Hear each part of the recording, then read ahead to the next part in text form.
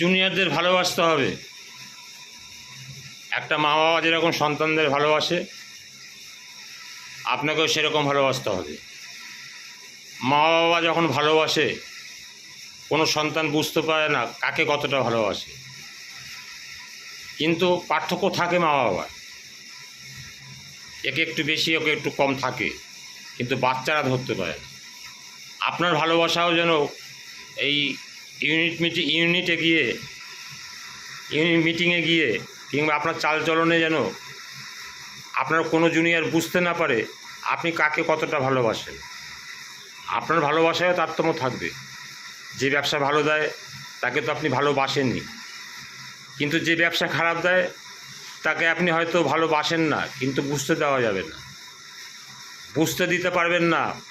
যে ব্যবসা খারাপ দেয় তাকে আপনি হয়তো সে ভাববে আমাকে সবচেয়ে বেশি ভালোবাসে, তাহলে সে কাজটা করবে।